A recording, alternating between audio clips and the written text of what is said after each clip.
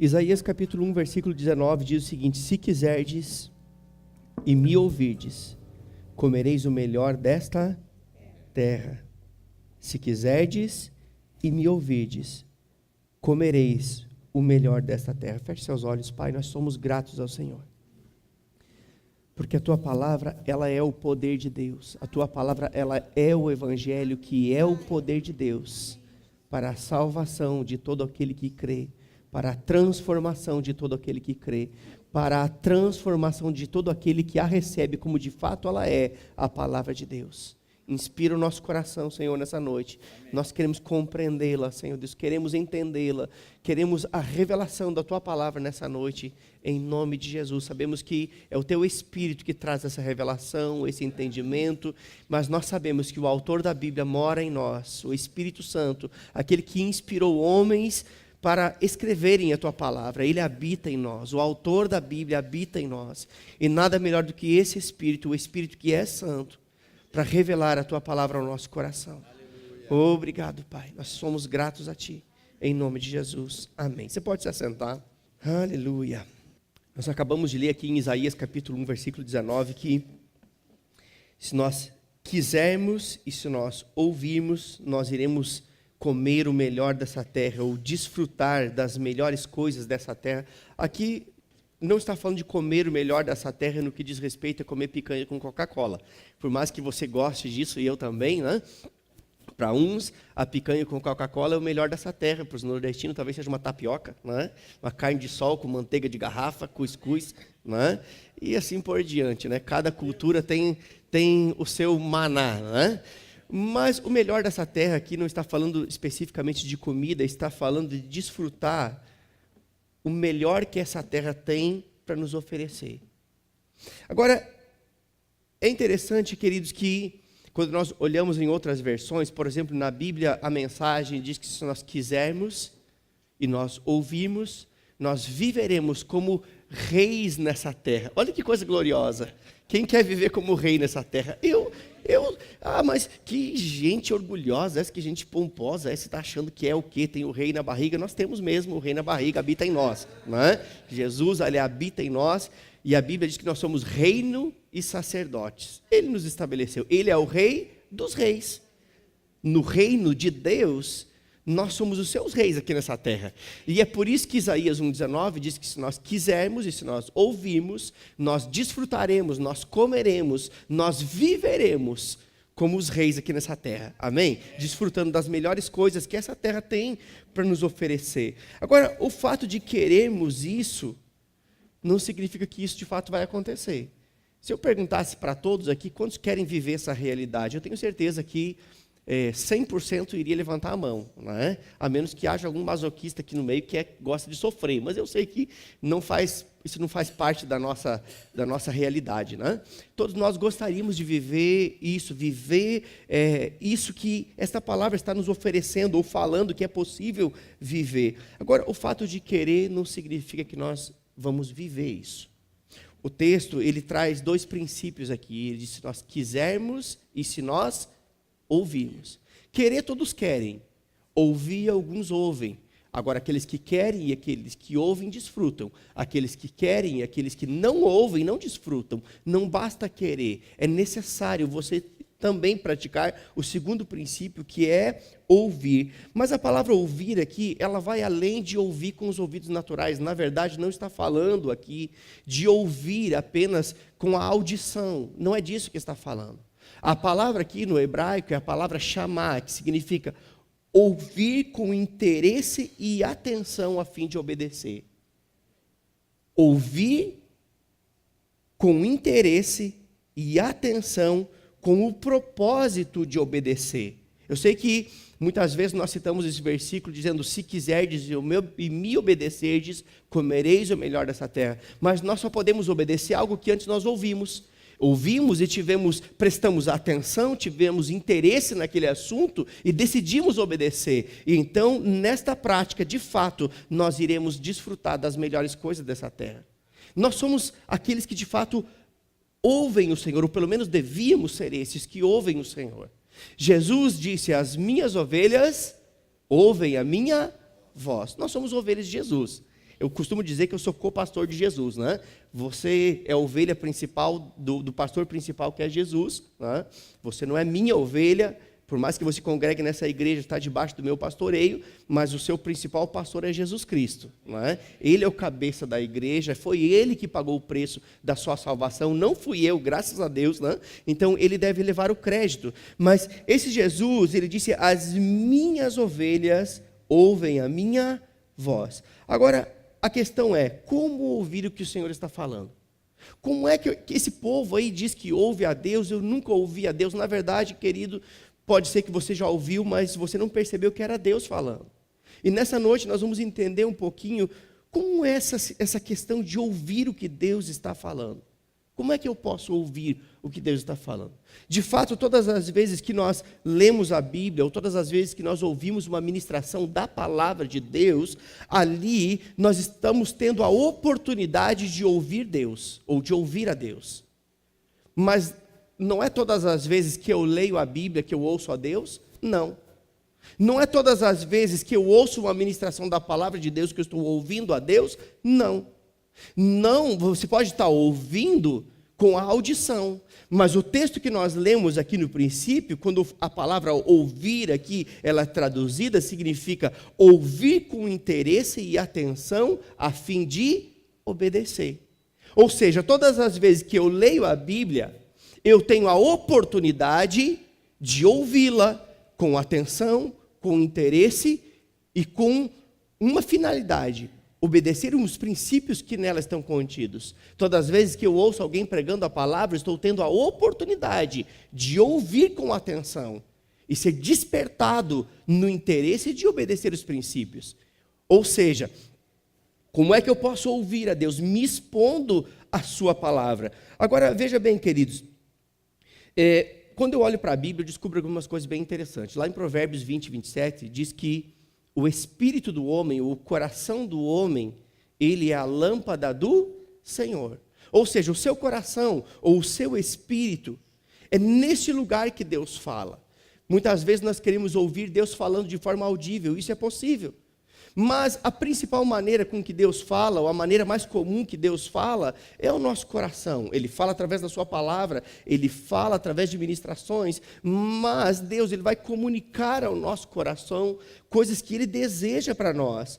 Agora, veja bem, por que isso acontece? Porque nosso Deus é espírito, e o nosso coração é o lugar onde o Espírito de Deus habita. É nesse lugar que Deus fala, é nesse lugar que Deus comunica as verdades da sua palavra e aquilo que Ele tem para nos instruir, para nos conduzir. E é por isso que o Romanos 8,14 diz que aqueles que são filhos de Deus, eles são guiados pelo Espírito de Deus. E numa versão mais apropriada diz aqueles que são filhos maduros. Esses são guiados pelo Espírito. Tem filhos que são imaturos. Tem filhos que ouvem, mas não obedecem. Ouviram com a audição, mas não praticaram o princípio da obediência. Agora, é interessante, queridos, que se um Deus que é espírito fala ao nosso espírito ou ao nosso coração, que significa a mesma coisa, né, é totalmente possível que eu e você possamos discernir as coisas que são espirituais. É por isso que lá em 1 Coríntios diz que aquele que é espiritual... Abre comigo a sua Bíblia. 1 Coríntios capítulo 2. Vamos ler juntos esse texto. O tema desse culto é mergulhando no Espírito, então nós temos como proposta para esse culto falar acerca das coisas do Espírito, explicar como nos mover no Espírito, explicar como ouvir a voz do Espírito, explicar como nos encher do Espírito. Tudo isso é proposta desse culto. Então, 1 Coríntios capítulo 2, versículo 15, diz que aquele que é espiritual, ele discerne bem todas as coisas. Estou parafraseando aí o versículo para você, mas 1 Coríntios capítulo 2, versículo 15, diz que aquele que é espiritual, quem é espiritual aqui? Amém. Na verdade, queridos, todo aquele que nasceu de novo, ele tem o seu espírito recriado, o seu coração regenerado. Um coração que recebe o DNA de Deus, que recebe a natureza de Deus, ele passa a ser um ser espiritual, passa a ser um ser, ficou redundante, né? Ele se torna um ser espiritual, né? Melhorou, né? Ele se torna um ser espiritual. Mas é interessante, queridos, que se todo nascido de novo, ele tem um coração habitado pelo Espírito Santo, um coração com a natureza de Deus, porque nem todos conseguem discernir todas as coisas de forma espiritual. Eu quero que você entenda isso. A Bíblia diz que aquele que é espiritual discerne bem todas as coisas. E eu acabei de falar que aquele que nasce de novo, ele se torna um ser espiritual. Mas quando nós lemos esse texto de 1 Coríntios capítulo 2, verso 15, ele não está falando que aquele que é espiritual ou que aquele que é nascido de novo discerne bem todas as coisas. Ele não está falando que aquele que é espiritual está diretamente relacionado ou falando somente daquele que nasceu de novo. Deixe-me explicar isso para você. Todo aquele que nasce de novo em Cristo Jesus, ele passa a ser habitado pelo Espírito Santo. Ele se torna um ser espiritual. Mas quando esse texto de 1 Coríntios 2,15 diz que aquele que é espiritual discerne bem todas as coisas, ele não se refere apenas àquele que é nascido de novo, mas ele se refere a alguém que está cheio do Espírito e que é governado por ele, porque nem todo nascido de novo, ele discerne as coisas espirituais. Tem pessoas que nasceram de novo e não conseguem compreender as coisas do Espírito. Eles permaneceram como bebês espirituais, são habitados pelo Espírito, mas eles não conseguem discernir bem. E será que isso é algo espiritual ou é algo natural? Será que isso tem a ver com as coisas espirituais ou não? Ou alguma coisa espiritual acontecendo, ele não está nem aí, nem está ligado no que está acontecendo. Agora, esse texto aqui de 1 Coríntios 2,15 diz isso, que aquele que ele anda permanentemente cheio do Espírito e é governado pelo Espírito, este consegue discernir bem todas as coisas. É por isso que Romanos capítulo 12, versículo 11, diz que nós devemos ser fervorosos no Espírito. Esse texto está dizendo que é para ser fervoroso no Espírito somente no ambiente de culto? Somente na hora do louvor? Quando você está na sua casa jejuando e orando? Não. Ele diz, seja fervoroso de espírito, ou no espírito. A palavra fervoroso aqui significa mantenha-se aquecido espiritualmente. Mantenha-se em ponto de fervura espiritual. Mantenha-se em ponto de estar quase entrando em ponto de fervura. Seria mais ou menos isso. É como você colocar aquela leiteira no fogão a lenha. E quando ela está começando a levantar a fervura, você dá aquela redadinha. E ela permanece quente. E quando você quer que aquele leite venha a ferver, você dá uma redadinha de volta para o centro. E você não vai esperar muito, logo ele vai levantar a fervura. O que esse texto está dizendo, de Romanos capítulo 12, versículo 11, sede fervorosos no Espírito, é exatamente isso, mantenha-se em ponto de fervura espiritual. Em uma outra explicação desse texto, ele diria o seguinte, que nós precisamos estar continuamente inflamados pelo Espírito. Continuamente inflamados pelo Espírito. Não é somente em momentos de culto, não é só em momentos que nós estamos dedicando alguns minutos em oração, mas é você se manter conectado, é você se manter inflamado pelo Espírito, é você se manter o tempo todo discernindo o que é espiritual, porque o Deus está falando o tempo todo, queridos. Ah, faz tempo que Deus não fala comigo, não pode ser que faz tempo que nós não ouvimos. Mas Deus fala o tempo todo. Ei, Deus fala usando coisas naturais. Deus fala às vezes andando na rua, estacionando o seu carro, sentado num banco, dentro do ônibus, trabalhando. O tempo todo Deus está falando. Amém? Uma situação acontece. Aquele que é espiritual, ele discerne bem todas as coisas. Ei, Deus falou comigo através de um passarinho.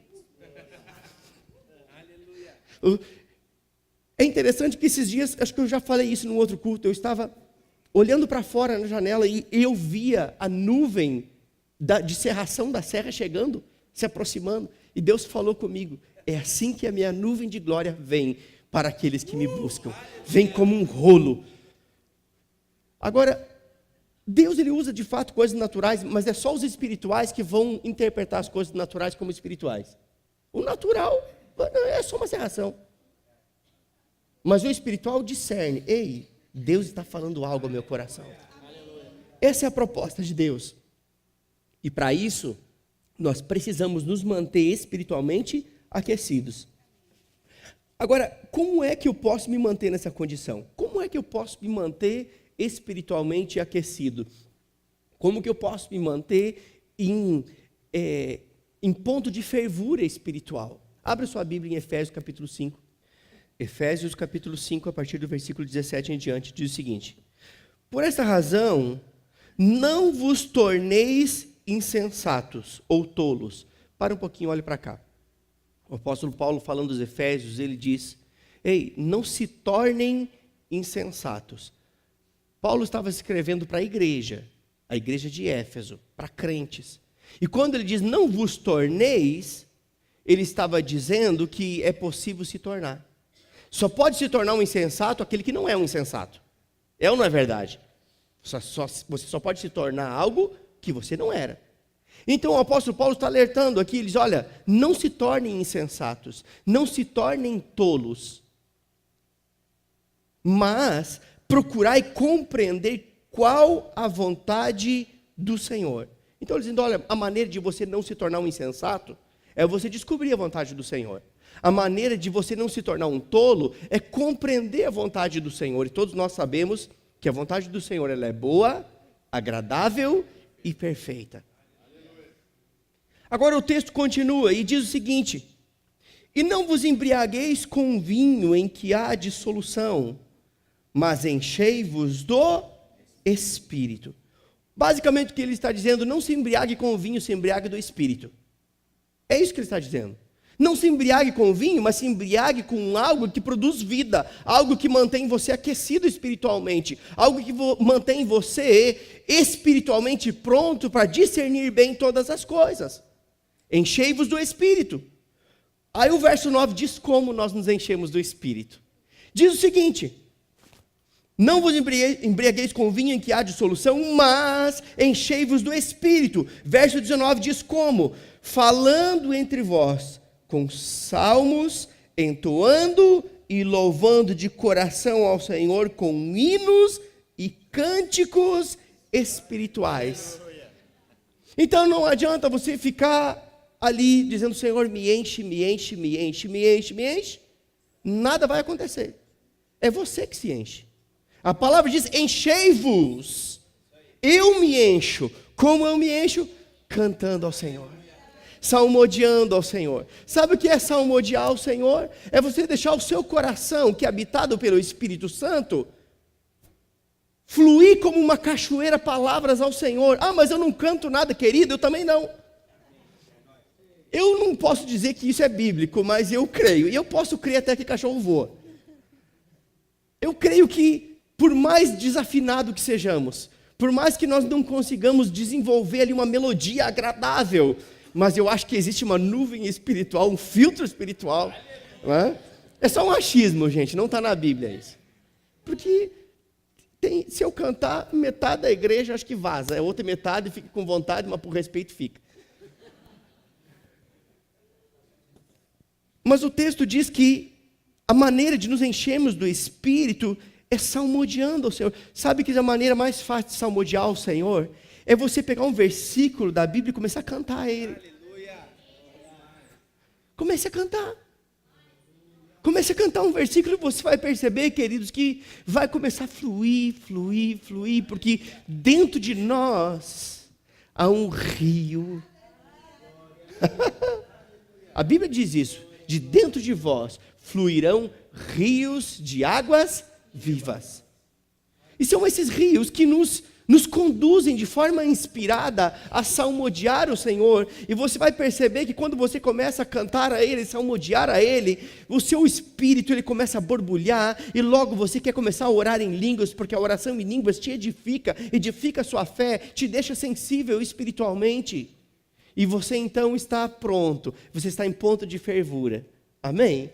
Ah, mas eu só posso orar em línguas no culto, naquela hora que eles estão cantando e que o pastor sobe lá, o ministro de música sobe lá e diz: ora em línguas. Não, você pode orar em línguas quando você quiser, o tempo que você quiser, quando você quiser, no momento que você desejar.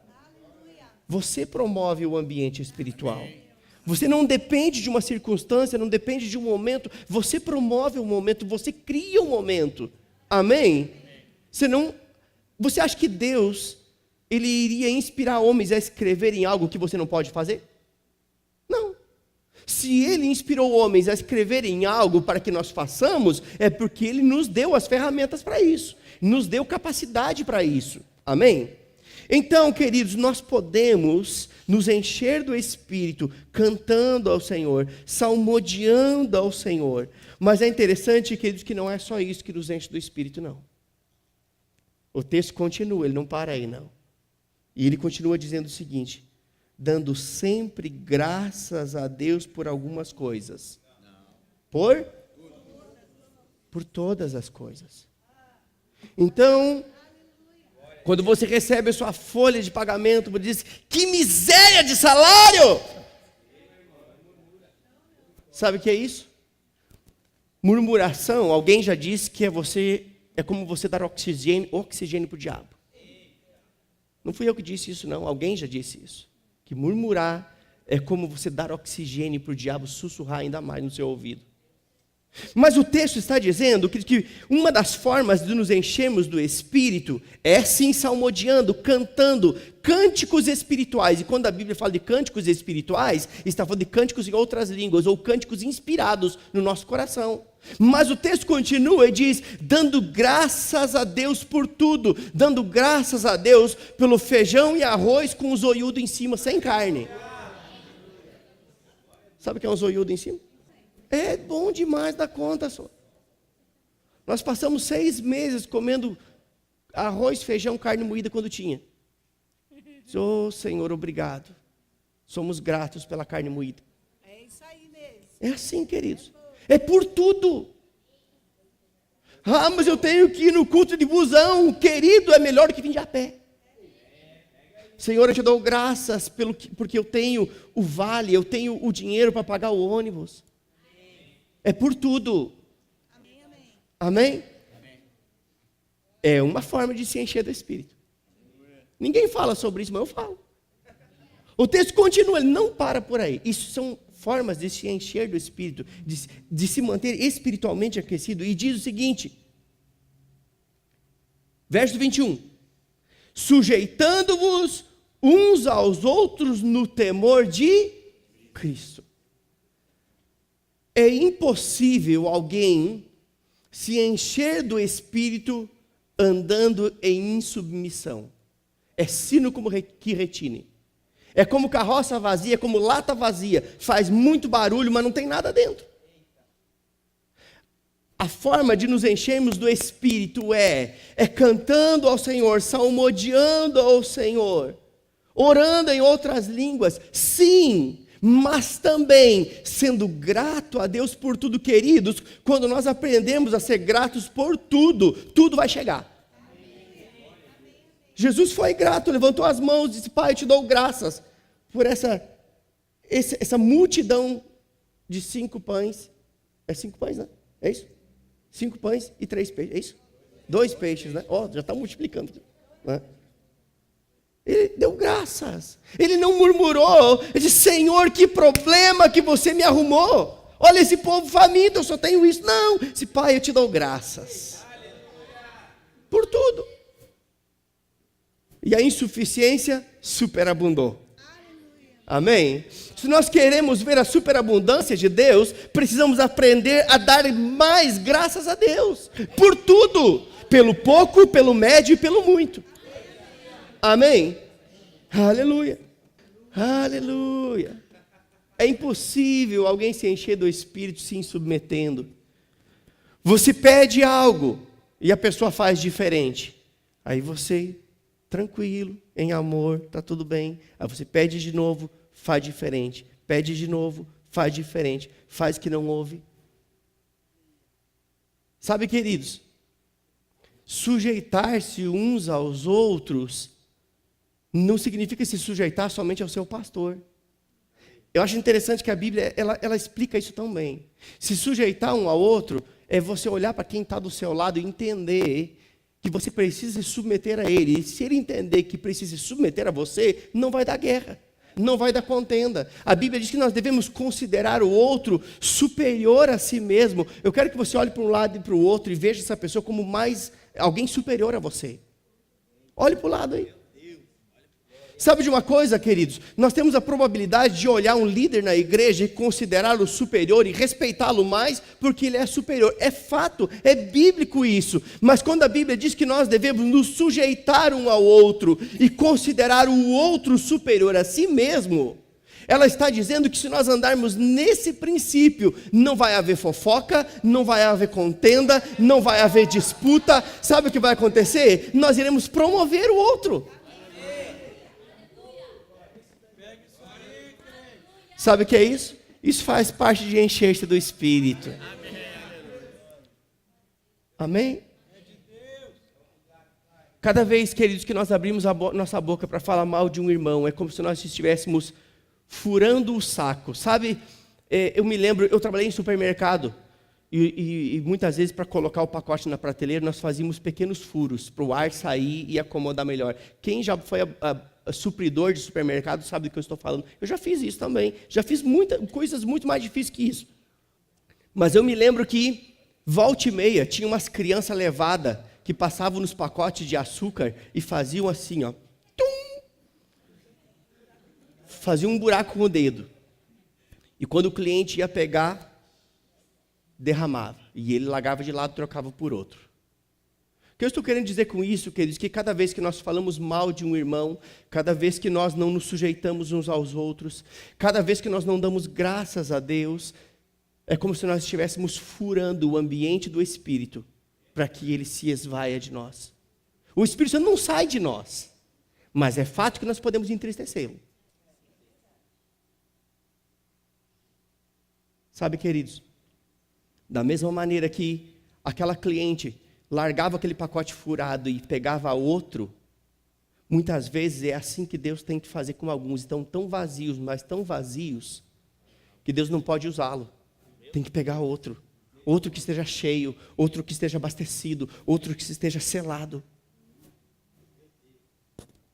Amém? Agora, o que pode nos impedir de viver esse estilo de vida cheio do Espírito? Esse estilo de vida que nos faz ouvir, discernir bem todas as coisas que são espirituais. O que pode nos impedir disso? Gálatas capítulo 5, verso 16, diz o seguinte: andeis no Espírito e jamais satisfareis os desejos da carne. Andeis no Espírito e jamais satisfareis os desejos da carne. Agora, é interessante que quando se fala sobre desejo da carne, logo as pessoas pensam em pecado, né? Desejo da carne, pecado, né? Adultério, mentira, roubo, tal, né? As pessoas normalmente associam o desejo da carne com isso, mas o desejo da carne, querido, é tudo aquilo que se opõe ao Espírito, porque a carne milita contra o Espírito. Ou seja, o desejo da carne, muitas vezes, é algo que é lícito e que nem é pecado, mas é desejo da carne. E se nós cedermos ao desejo da carne, que é lícito, pode ser que nós não vamos conseguir nos encher do Espírito, porque o nosso espírito, ele se inclina para as coisas do Espírito, mas se o desejo da carne se sobressair, ele abafa o desejo do Espírito. Agora, é interessante, queridos, que a nossa carne, ela não vai querer ler. Eu não sei quanto a você, mas muitas vezes eu não tenho desejo de ler, não. Eu não acredito. O pastor da igreja disse que ele não tem o desejo. Meu Deus! Eu não sou diferente de você, eu não sou de outro planeta, querido. Tem momentos que tudo que eu quero é ficar embaixo da cobertinha e nem vir para o culto. Mas ele não é o pastor? Sou. Mas esse desejo não é do meu espírito. Esse desejo é da carne. E eu não sou uma carne, eu sou um espírito. Aleluia. Então, meu espírito pega a minha carne e diz: ei, rapaz, vamos para o culto, você é o pastor, você vai pregar. Mas é o mesmo Espírito que diz para você: ei, varão, vai para o culto, você tem que ouvir. Amém? Amém. Só isso. Mas sabe de uma coisa, queridos? A carne ela não vai querer ler, a carne ela não vai querer orar, a carne não quer nem congregar. A carne não quer. Sabe por quê? Porque a carne não foi redimida não, queridos. O que foi redimido foi o nosso espírito.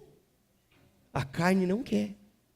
Mas quando a carne de Jesus não queria, ele disse: Pai, antes faça-se a tua vontade. Aleluia. Amém? Aleluia. E nós decidimos fazer a vontade do Pai, mesmo que a nossa carne não queira. Agora, eu duvido que um crente cheio do Espírito não consiga exercer o domínio sobre a sua carne. Porque nós acabamos de ler aqui: andeis no Espírito, andeis no fruto do Espírito, andeis espiritualmente aquecidos, e jamais satisfareis os desejos da carne. Um homem cheio do Espírito, uma mulher cheia do Espírito, vai exercer domínio sobre a carne e vai levar ela para ler, vai levar ela para orar e vai levar ela para congregar, porque ler, orar e congregar faz parte do enchente do Espírito. Amém? Sabe, queridos, de fato, algumas coisas elas se tornam, por exemplo, nossos inimigos. Por exemplo, a distração, ela pode se tornar um inimigo. O comodismo e a preguiça, queridos. Comodismo e preguiça, eles são inimigos da unção. O comodismo e a preguiça, eles são tão inimigos da unção que eles podem nos levar a uma apatia e uma mornidão espiritual. Agora, nós vamos ceder ao comodismo? Vamos ceder à preguiça? Não, de forma nenhuma. Agora, assim como o comodismo e a preguiça, eles se opõem à unção, eles são inimigos da unção, e eles podem nos conduzir a uma apatia, a uma frieza espiritual, se nós cedermos a ele. Da mesma forma, a distração de fazer isso. A distração não tem nada a ver com comodismo, não tem nada a ver com preguiça.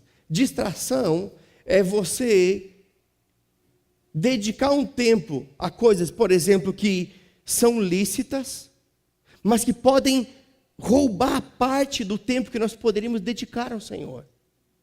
É uma distração lícita, é lícito, não é pecado, não tem nada errado, mas aquela distração, ela pode ganhar uma proporção a ponto de roubar de nós um tempo que nós deveríamos dedicar ao Senhor, para receber dEle, para estarmos em comunhão com Ele. E eu não vou nem falar aqui, porque eu já falei domingo, né? Sobre o WhatsApp, Facebook e outras coisas, citas mais. São lícitos, não é pecado não, querido, não é pecado. Mas sabe que se eu fizesse aqui um propósito com a igreja, da gente dizimar o tempo que a gente gasta no WhatsApp, no Facebook, talvez nós iríamos ler e orar muito mais do que nós lemos e oramos hoje. Só com 10% do tempo que nós gastamos. Porque o WhatsApp e Facebook é gastar tempo. Ler, orar, é investir tempo. Se nós dizimássemos, campanha do dízimo do tempo do Facebook e WhatsApp. Não sei se não vou fazer isso. Não vou não. Mas é possível que esses 10% já seriam mais do que aquilo que a gente ora hoje. Mais do que aquilo que a gente lê hoje. Sabe, queridos, outro inimigo de uma vida no Espírito, de uma vida espiritualmente aquecida, como diz Romanos capítulo 12, versículo 11, um inimigo desse estilo de vida é a preocupação.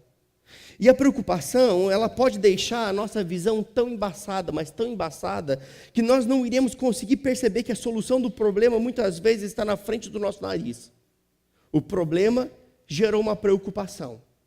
E nós nos deixamos levar por aquela preocupação de tal forma que a nossa visão ficou tão embaçada que nós não conseguimos perceber que a solução está diante do nosso nariz, mas nós não conseguimos ver. A preocupação faz isso, ela embaça a nossa visão. E é por isso que normalmente as pessoas que estão de fora conseguem ver melhor. Quando alguém vem se aconselhar conosco, 90% das pessoas têm a resposta nelas mesmas. Ela fala, e depois nós pegamos o que ela fala e ela entendeu o que ela falou. É assim. Um aconselhamento basicamente é isso. Você ouve, e depois você diz, olha, isso, mas foi ela mesma que falou, ela já tinha resposta, ela só não estava vendo. Então, queridos, a preocupação faz isso, ela rouba de nós a solução daquela situação, daquele problema. Agora, veja bem, dentro dessa realidade nós precisamos entender uma coisa: preocupação é sinônimo de falta de confiança. E falta de confiança é sinônimo de falta de fé. Preocupação é sinônimo de falta de confiança. Falta de confiança é sinônimo de falta de fé. Agora, o oposto disso é o descanso. Fulano descansou. O que houve? Ele morreu? Não. Ele apenas decidiu confiar. Ele apenas decidiu crer. E quem crê e confia, descansa. Descanso é sinônimo de confiança. E confiança é sinônimo de uma posição de fé. Amém, queridos? Descansar em Deus é uma posição em Deus, é uma posição espiritual em Deus, é uma posição de fé em Deus. Mas como eu posso entrar nesse descanso? Abra sua Bíblia. Salmo 37, verso 5. É um texto que normalmente nós lemos na hora de fazer o apelo, né? Entrega o teu caminho, Senhor, confia nele e ele tudo fará. Está errado? Não, não está errado. Mas quando nós olhamos para esse texto aqui de uma forma mais aprofundada, nós vamos descobrir algumas coisas. Então, Salmo 37, verso 5 diz o seguinte: entrega o teu caminho ao Senhor. Confia nele e o mais ele... Lembra que eu acabei de citar que descanso é sinônimo de confiança e confiança é sinônimo de fé? Pronto, o que esse texto está dizendo? Que quando nós entregamos o nosso caminho a Ele e confiamos nele, ou dedicamos a nossa vida a uma vida de fé nele, Ele vai fazer. Basicamente é isso que esse texto está dizendo, ou seja, entregar o caminho é muito mais do que entregar a vida a Jesus. O caminho fala de um destino, caminho fala de uma trajetória, caminho fala de um processo. Então aqui está dizendo o seguinte: entrega o teu futuro ao Senhor, entrega a tua jornada ao Senhor, entrega o teu caminho. É muito mais do que entregar a vida. Tem pessoas que entregam a vida, mas não entregam o futuro, entregam a vida, mas não entregam a sua jornada para o Senhor, não entregam os seus alvos, não entregam os seus objetivos, não entregam os seus sonhos. Elas entregaram a sua vida. E o nome está escrito no livro da vida? Está. Mas porque não entregaram o seu caminho, não entregaram o seu futuro, não entregaram o seu destino, não entregaram a sua jornada, logo a jornada ou o futuro vai ser peso para ele. Porque Deus está nele, mas Deus não está no caminho dele. Esse texto está dizendo: entrega o teu caminho ao Senhor, entrega o teu futuro, a tua jornada, mas diz mais, confia nele, ou seja, entrega o teu futuro, entrega a tua jornada, mas entre numa plena confiança nele, descanse nele, confia nele, porque se você confiar, ele vai fazer. Amém? Ah, porque Deus não faz, e Deus está dizendo: filho, por que você não confia? Abra sua Bíblia em Salmo 40. Salmo 40, versículo 7. Vou parafrasear para você, é só para você gravar os textos. Mas basicamente esse texto diz o seguinte: diz que alguns confiam em carros, outros confiam em cavalos, mas nós confiamos no... Alguns confiam em carros, outros confiam em cavalos, mas nós confiamos no Senhor. Agora, veja bem, queridos, aqui não está falando em confiar em carro e cavalo de forma literal. está usando o contexto da época, aonde os soldados que iam para a batalha, eles confiavam no carro bem preparado que eles tinham, ou no cavalo muito qualificado, muito bom que eles tinham. Mas haviam alguns que não tinham nem carro e não tinham nem cavalo, mas tinham o Senhor. Foi por isso que Davi disse: quem é você para afrontar o exército de Deus vivo, seu incircunciso? Ele sabia. Davi disse isso. Agora, há alguns que confiam em carros, outros confiam em cavalos, mas nós, eu e você, nós fazemos menção do nome do Senhor. Porque quem está com o Senhor está com a vitória, porque Deus nos dá a vitória. Amém? Quem está com o Senhor está com a provisão, porque Ele é o dono do ouro e da prata. Quem está com o Senhor, queridos, Ele está com a paz que excede o entendimento, porque Ele é o príncipe da paz. Quem está com o Senhor tem tudo. Sabe, queridos, o verso seguinte, no verso 8, diz que aqueles que olha o resultado daqueles que confiam em carros e cavalos. No verso 8 diz o seguinte: aqueles que confiam em carros e cavalos caem, mas nós que confiamos no Senhor permaneceremos de pé.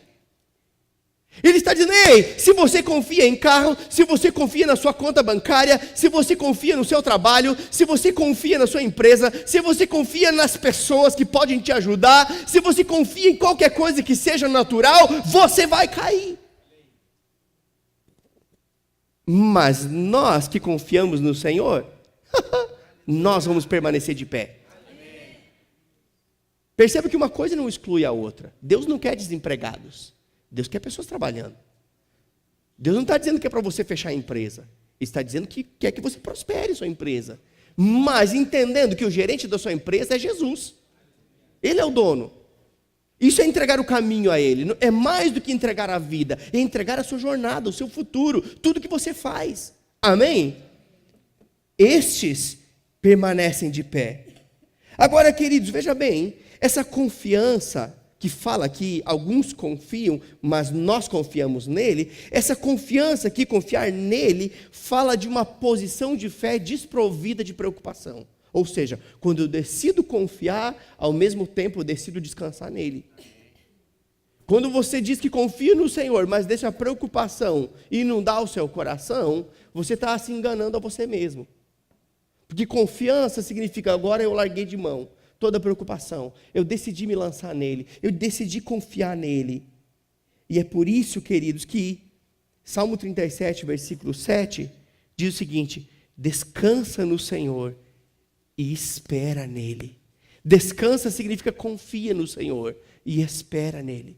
Não é um descanso passivo, é um descanso em plena posição de fé, em plena confiança. Descansa no Senhor e espera nele. Não é, muitas pessoas estou esperando em Deus. Alguns vão esperar tanto que vão morrer sem receber. Aqui está dizendo que nós precisamos confiar nele, e a confiança nele nos leva a uma posição de descanso, e uma posição de descanso é uma posição de fé, e aquele que permanece em fé pode esperar, porque vai chegar. Amém? Amém? Aleluia. Sabe, queridos, é nessa posição de descanso, é nessa posição de confiança que Deus trabalha a nosso favor. Sabe de uma coisa? A Bíblia diz isso, que Deus trabalha a nosso favor. Queridos, pense em alguém que trabalha direitinho. Deus não tira férias. Deus não chega atrasado. Aliás, Deus nunca para. A Bíblia diz em Salmos que o guarda de Israel não dormita. Ele não tem turno inverso, não tem terceira hora, não tem férias. Ele trabalha o tempo todo. E sabe para quem que ele trabalha? Para os seus queridos. Eu vejo, nós somos pais. E grande parte da nossa vida nós trabalhamos por causa das nossas filhas. É ou não é? Ela nem escutou o que eu falei. O que foi que eu falei? Grande parte daquilo que nós fazemos a nossa vida inteira, quem é pai sabe do que eu estou falando. Nós trabalhamos por causa dos nossos filhos. Grande parte do nosso trabalho é para dar a eles uma boa roupa, uma boa escola, uma boa alimentação. É ou não é verdade? Agora, se nós, sendo maus, sabemos dar boas coisas aos nossos filhos, quem dirá o nosso Pai Celestial? Ele não é grande parte, é toda a parte. Tudo que Ele faz é para o nosso bem. Amém? Aleluia. E sabe o que a Bíblia diz? Agindo Deus, quem impedirá? Deus trabalha, trabalho é igual a ação. E agindo Deus, quem impede? Que diabo que, rapaz? Pare de se preocupar com o diabo. Diga, agindo Deus, quem impedirá? Sabe, queridos, muitas vezes nós temos que falar com o problema. O problema se apresenta para nós. O problema tem uma voz de dificuldade, de impossibilidade. Mas sabe que nós temos que falar com o problema? Quando o problema se apresenta, diga para o problema, ei, rapaz. Rapaz não, porque não é nem rapaz, né? Ei, seu nada. Agindo Deus, quem vai impedir? Amém? Aleluia. Sabe, queridos, é nessa posição que Deus, Ele age, que Deus trabalha a nosso favor e que nós conseguimos andar em vitória nesse mundo. Salmo 46, verso 10 diz, aquietai-vos e sabeis que eu sou Deus.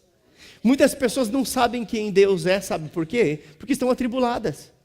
Muitas pessoas não conseguem saber quem Deus é, porque estão tão preocupadas, tão atribuladas, que elas não conseguem conhecer o caráter de Deus. Não conseguem perceber quem Deus é na vida delas, mas a Bíblia diz, nesse salmo, aquiete-se, porque na sua quietude eu me revelo.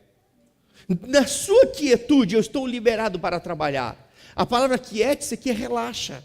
Uma outra versão diz exatamente isso. Ei, Deus diz para você nessa noite, relaxa, rapaz. Amém? Amém? Se aquiete, relaxa. E você vai saber que eu sou Deus na sua vida. Eu garanto para você uma coisa, queridos. Enquanto nós estivermos esperneando por causa de alguma situação, é porque nós ainda estamos no controle. Enquanto a gente permanecer esperneando, até quando? Esse marasmo, até quando essa crise, até quando esse arroxo? Enquanto a gente estiver esperneando, fique sabendo de uma coisa, ainda é você que está no controle. Ainda Deus não pode agir. Agora, quando você decide confiar e descansar nele, nesse momento, Deus passa a ter o controle. E agindo Deus, quem impedirá? Amém? Aleluia. Sabe, queridos?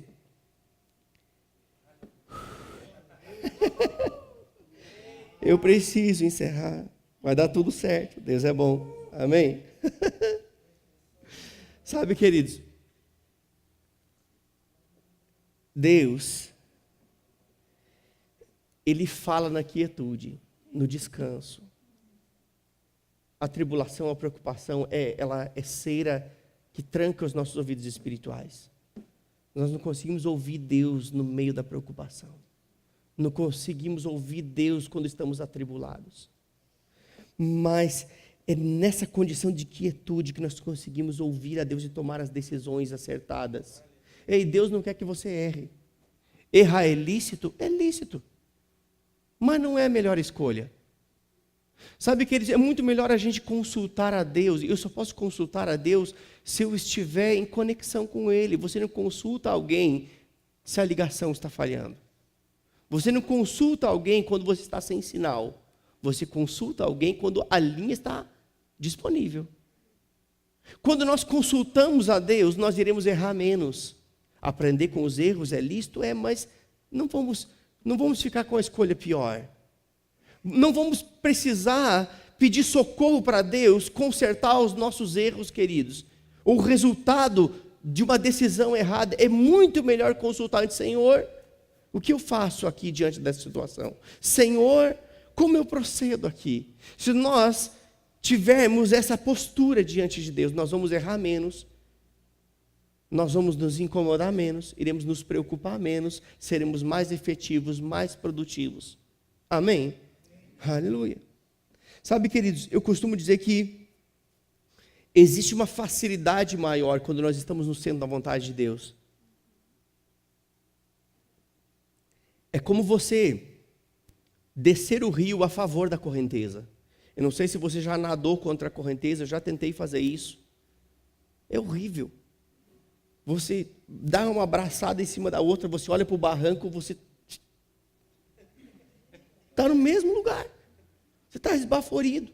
Eu não sei se você já teve essa experiência. É um negócio sinistro. Você aí você olha para o barranco, nada. Está no mesmo lugar. Sabe de uma coisa? Talvez seja o momento de você mudar a direção e deixar com que o rio de Deus te conduza. Você vai ser mais rápido, vai fazer menos esforço e vai chegar no lugar apropriado, porque Deus sempre te conduz para o melhor lugar. Amém? Aleluia. Sabe, queridos, todos nós queremos algo da parte de Deus e muitas vezes algumas coisas acontecem e nós damos o crédito a Deus e Deus não tem nada a ver com aquilo. Tomamos uma decisão. Algo aparentemente bom aconteceu. Ah, foi Deus. E Deus não tem nada a ver com aquilo. Aquilo foi resultado de uma decisão, só isso. Lá na frente você vai perceber que Deus não estava envolvido porque aquela situação trouxe desgosto para você. Trouxe peso. E a Bíblia diz que a bênção de Deus, ela enriquece e não traz desgosto. A bênção de Deus, ela acrescenta e não traz peso sobre as nossas vidas. Quero que você abra sua Bíblia em em Isaías 64. Nós vamos encerrar aqui, versículo 4. Esse texto vai dizer que Deus ele está trabalhando a nosso favor, ou a favor daqueles que nele esperam, daqueles que nele confiam. Ei, Deus ele trabalha a nosso favor, não contra. Se Deus trabalhasse contra nós, nós estaríamos perdidos. Se Deus trabalhasse contra nós, nós estaríamos lascados, ferrados. Mas Deus trabalha a favor de nós. Olha o que diz aí, versículo 4. Porque desde a antiguidade não se ouviu, nem com os ouvidos se percebeu, nem com os olhos se viu Deus além de ti, que trabalha para aquele que nele espera. Queria que você ficasse de pé agora. Deus trabalha para aquele que nele espera. A palavra espera aqui, ela pode ser definida por aquele que nele confia. Deus trabalha em favor daqueles que nele confiam, daqueles que nele esperam. Aleluia. Sabe, queridos, com um Deus como esse que trabalha a nosso favor, tudo que nós precisamos é crer, confiar e descansar. Diga crer, confiar, descansar. Eu quero que essas 3 palavrinhas, não vou dizer palavras mágicas, né? Porque a Bíblia não é mágica, ela é o poder de Deus, amém? Essas 3 palavras tão poderosas, elas fiquem arraigadas no seu coração. Diga crer, diga descansar e confiar. Que essas 3 palavras norteiem a sua vida daqui para frente. Crendo, confiando e descansando. Deus não quer ver você atribulado. Deus quer ver você descansando. Descansando nele. Amém?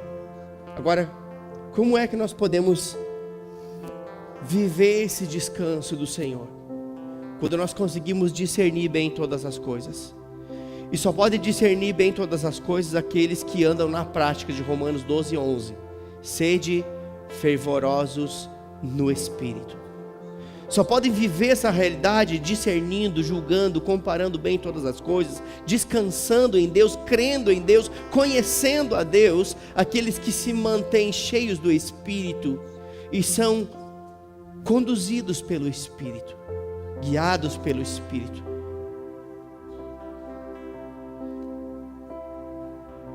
Como é que nós podemos nos encher do Espírito? Falando entre nós com salmos e hinos e cânticos espirituais, salmodiando ao Senhor no nosso coração. Oh. Feche seus olhos. Não vos embriagueis com o vinho em que há contenda, diz a palavra, mas enchei-vos do Espírito Santo. Sede fervorosos no Espírito. Como? Falando entre vós, cantando entre vós, com salmos, com hinos, com cânticos espirituais, salmodiando ao Senhor no vosso coração. Ore mandaramassou,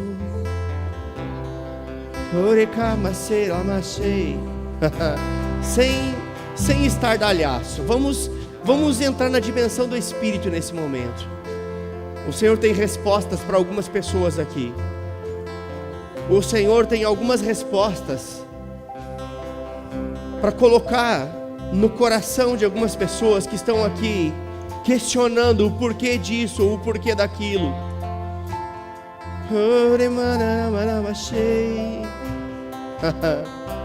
Oh, aquietai-vos, diz o Senhor.